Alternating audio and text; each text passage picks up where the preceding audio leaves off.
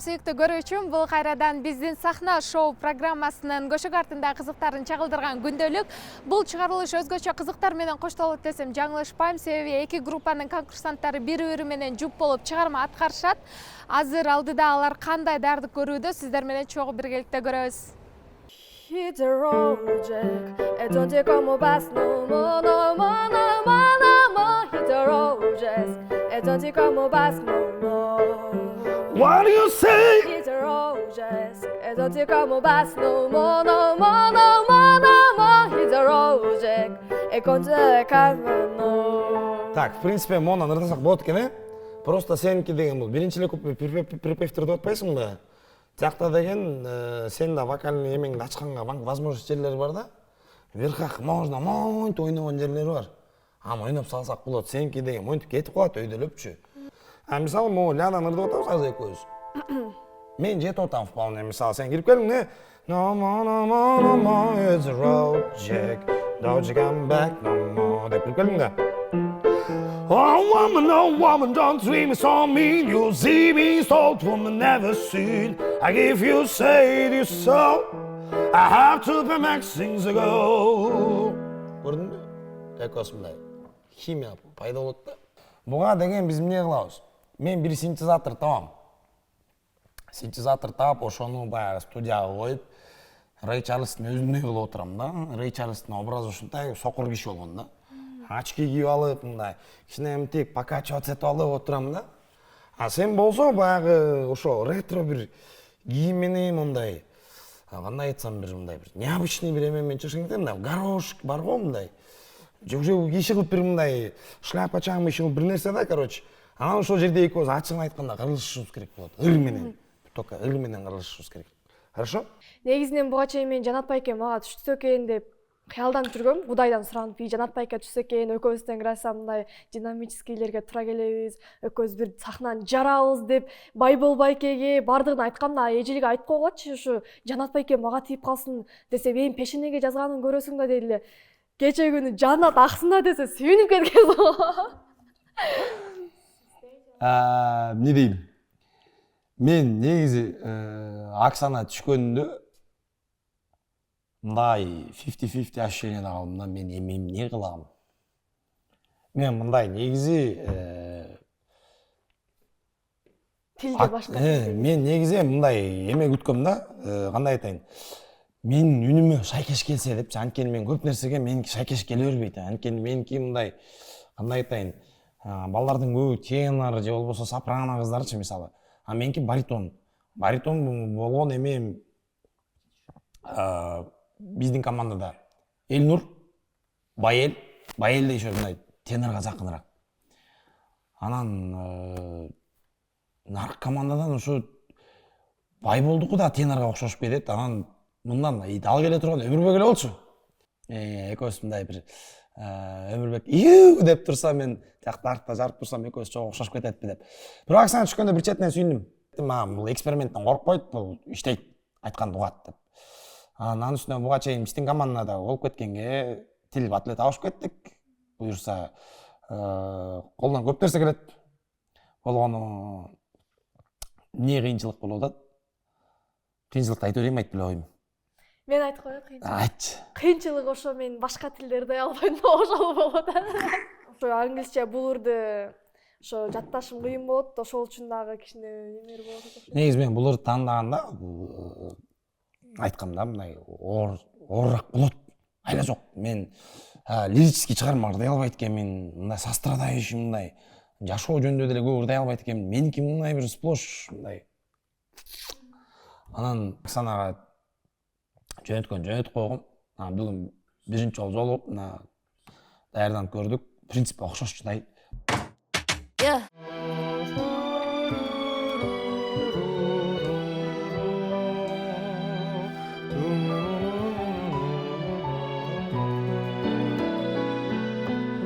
Окшоштурсам сага күлөгүн, ал буттан ат көккө жүрөгүм. Шаңкылдаган шайыр күлкүңдөн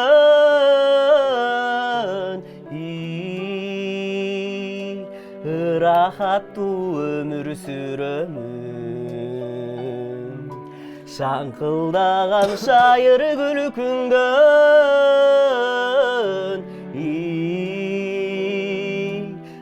рахаттуу өмір сүремін.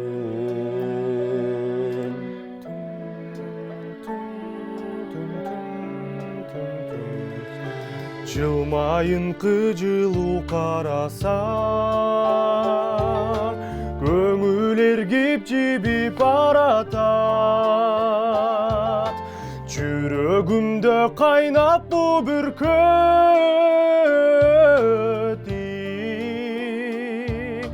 қайдан бүтті маға буладат. Жүрегімді қайнап бұ бүркөт, бір сүйүүдөн бүткөн арашам.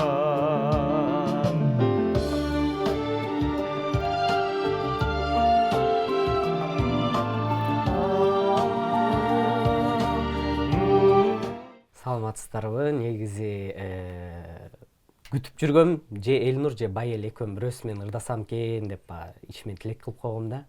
Анан Кудай буйруп ошол жеребьевка кармаганда Байел чыгып калып, аябай сүйүнгөм да. Саламатсыздарбы? Мен деле негизи ушинтип ойлогон болчумун. Эми Жеңиш менен эле ырдайын деген ой болчу башында элечи. Потому что мындай караганда Жеңиштин тембри высокий да. Высокий тембр, анан экөөбүздүкү мындай кез-кезде окшошуп кетет да, мындай айтсамчы. Ошол үчүн анан Жеңиш түшүп калса экен, же мен башка бирөө түшсө деле неме болмок эми, бирок Жеңиш түшкөндө мен деле абдан сүйүндүм. Анткени экөөбүздүн тембрибиз аябай окшош болгон үчүн анан экөөбүз бат эле тил табышып кетебиз, анан бат эле ыр тандап кетебиз дегенбиз да.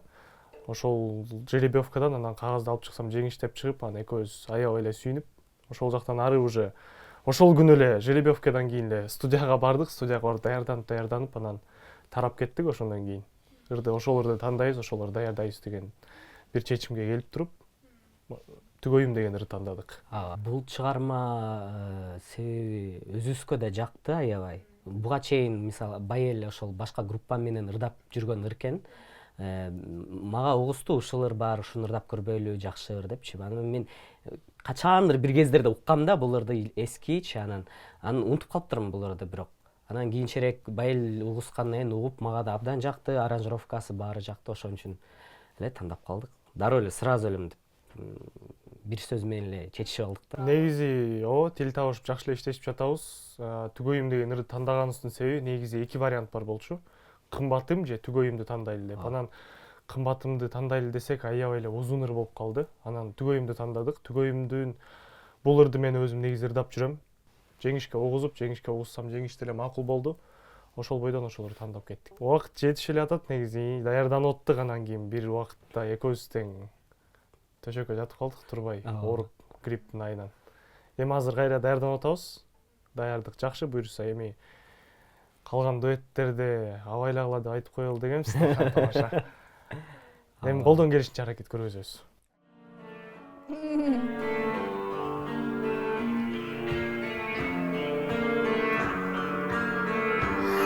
Одинокая звезда небеса к себе манит, а уставшая душа с каждым днем сильней болит. День прожить, чтобы опять ночью просто не уснуть, больше нечего терять, вдруг поняв простую суть, ты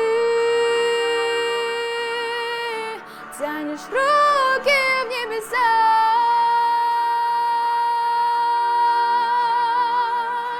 ты вдруг услышишь голоса,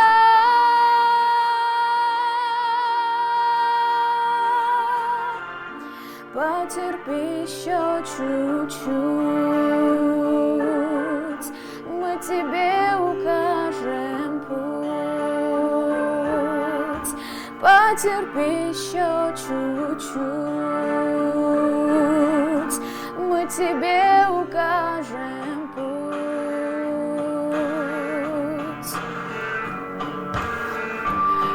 Дорога не длинна, хоть и тяжело идти, над тобою глубина, ярким светом впереди превращается в полет. Что так легок и лучист, глубина не придает. Если светил ты чист, ты тянешь руки в небеса.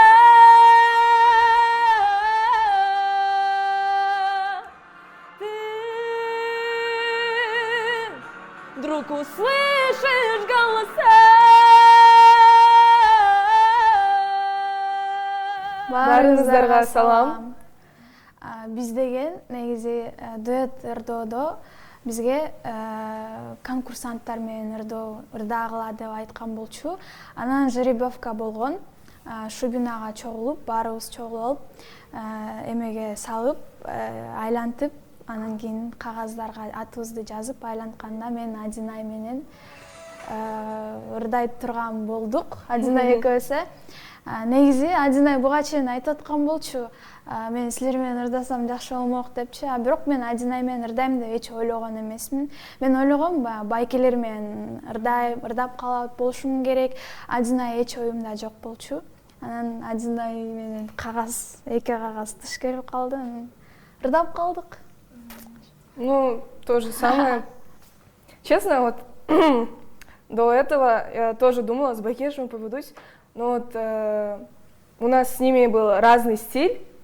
То есть, если бы мне попался Джанат Байке, то мы бы не выбирали технически сложную песню, мы бы выбирали ту, которая вот более веселая, которая требует вот актерского мастерства. Ну, то же самое и с другими конкурсантами. А вот из всех, кто был ближе ко мне по стилю, была Айда Нейджи. То есть английские песни мы с ней очень хорошо поем, а с другими нашими конкурсантами я думаю, что я бы не смогла вот так прям гармонично с ними дуэт спеть. И вот, ну, я рада. Ошол күнү эле экөөбүз ырдарыбызды билген күнү эле Гүлзинат эже ырларды жөнөтүп баштады варианттар менен.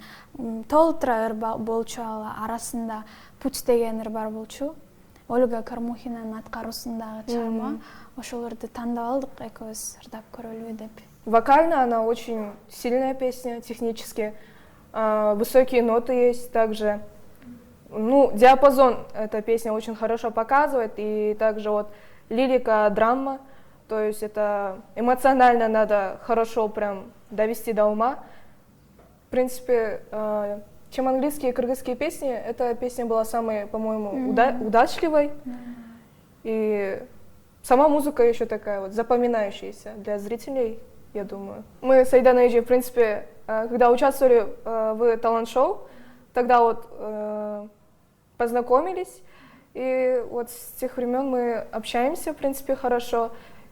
Биз бир жерде окуган үчүн дагы баягы кечке көрүшүп, даярдануулар катуу жүрүп жатат десем болот.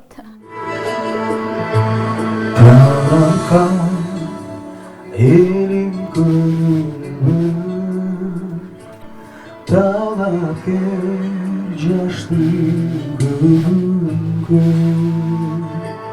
Dalpınlı uçkar menim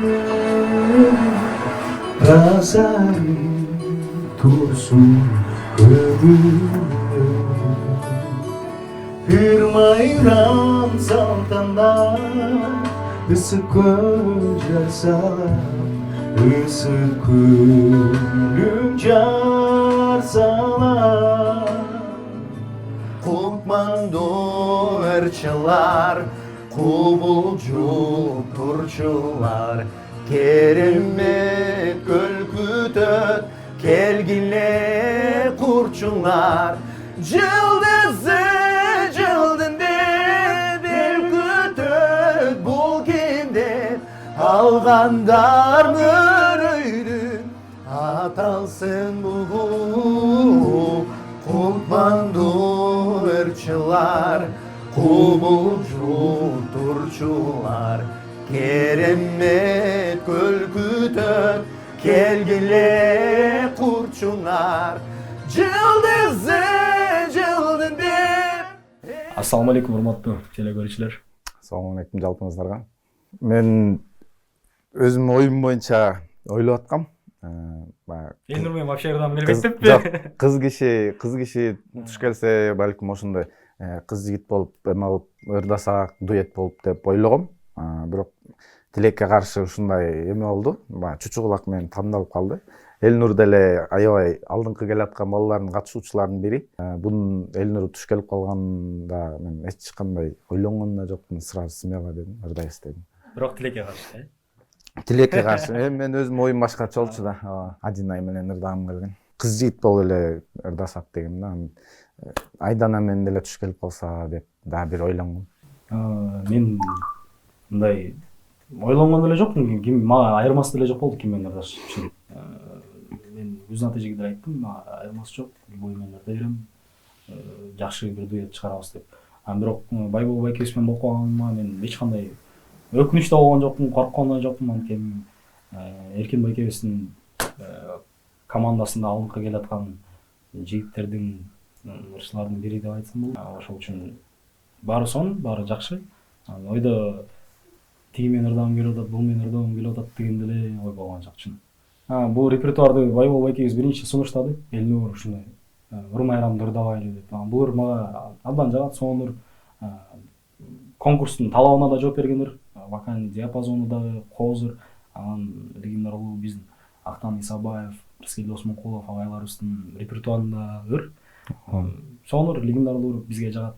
Ошентип Байбол байкебиз сунуштап ушинтип ырдап калдык. Ошо башка деле карап туруп, ырмайрам деди. Мен ырмайрам давай сон кеттик дедим. Кыйынчылыктар таптакыр болгон жок. Келишпестик жөнүндө айта кетсем, башынан эле келишип калганбыз.